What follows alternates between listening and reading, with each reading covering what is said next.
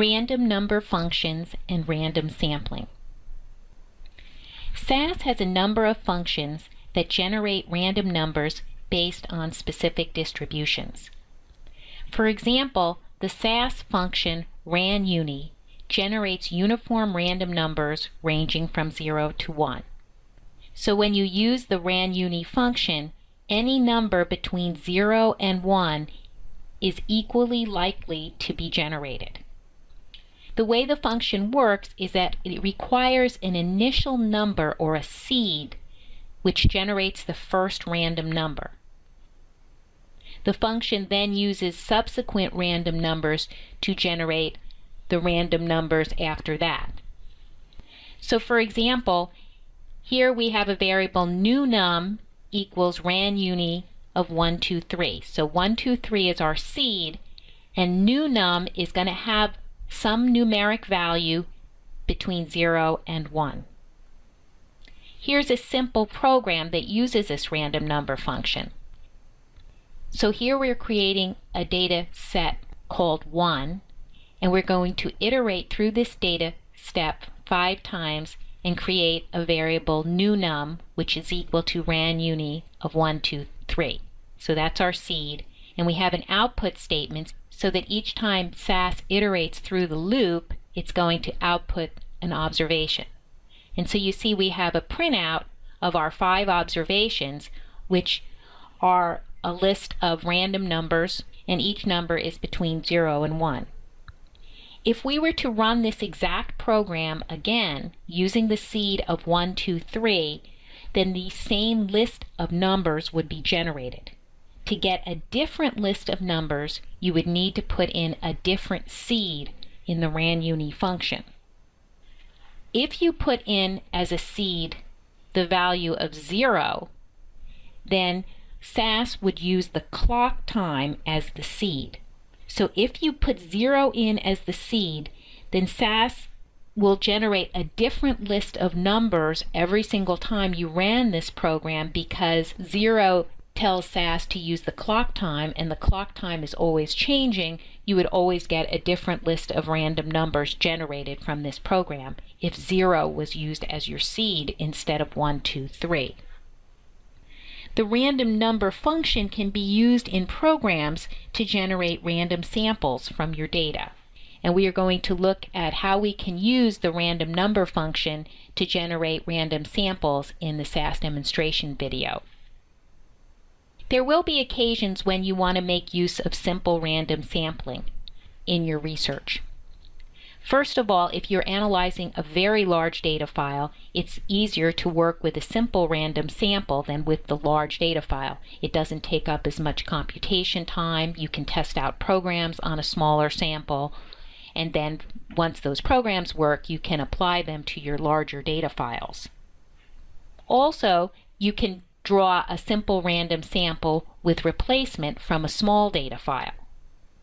And lastly, something that I do quite often is randomize patients to treatment groups when I am involved in a clinical trial that requires having patients receive a treatment and patients receive a control.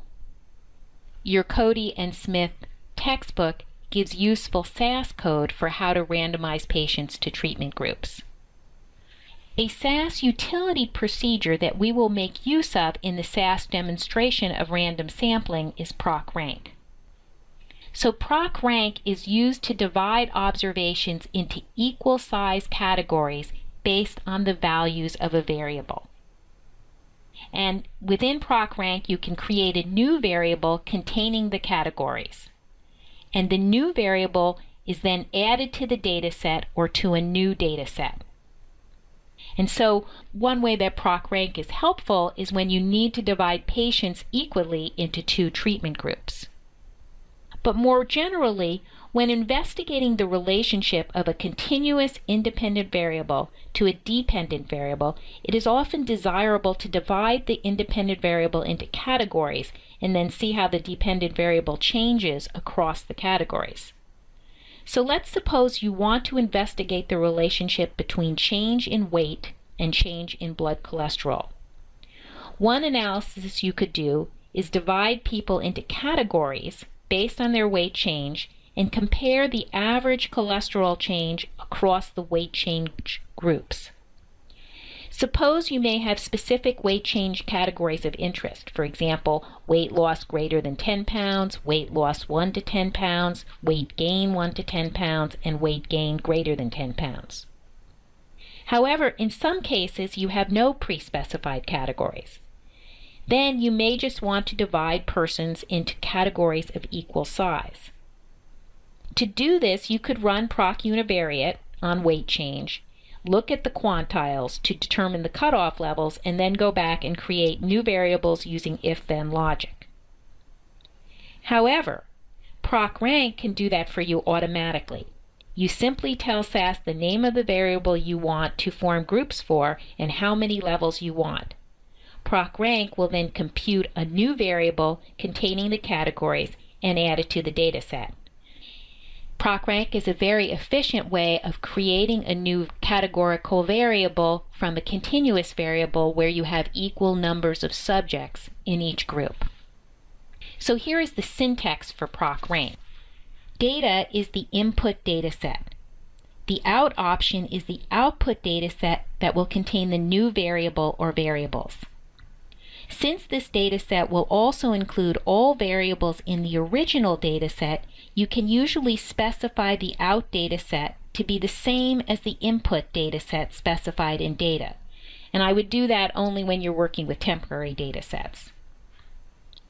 Groups is set to the number of categories you want to divide the variables into. So for example, group equals 5 would create quintiles. With the var statement, you list the continuous variable for which you want to create new categorical variables for. And the rank statement lists the names you want to call the new variables. Since PROC rank is just creating a data set, no output will go to the output window. With the PROC rank syntax, if you leave out group, then PROC rank is going to produce a new variable that's the rank of your old variable. So here is an example of PROC rank where we're not including groups in the PROC rank procedure. So we're creating a data set called age, and what we're interested in doing is just creating a variable called age rank. So we're not interested in regrouping age, we're just interested in ranking age. We've left out the groups equal option in our PROC rank statement. And so if you look at this output box, here we see a printout of the age and then the rank of age in our data set. So the age of 28 would be the second smallest value of age in our data set. 17 has a rank of 1, which is the smallest age in this data set. In this second example, I've included the groups equals option, and I've set groups equal to 2. So using PROC rank, we've created a new variable age group which divides the subjects into 2 groups.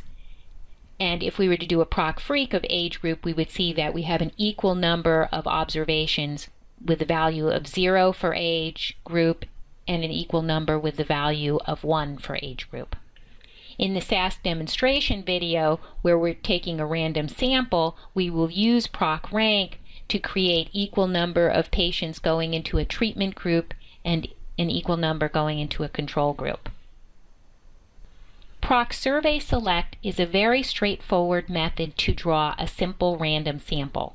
So besides just using random number functions to take a simple random sample, we will also look at the procedure SURVEYSELECT and how we can use that to draw a simple random sample. And this procedure allows sampling with and without replacement. When you do your project, you will be using PROC SURVEYSELECT. Each of you will take a simple random sample of a large data set that I provide. So each of you will have a unique data set to analyze for your project. Now view the SAS demonstration programs, random number, and SURVEYSELECT.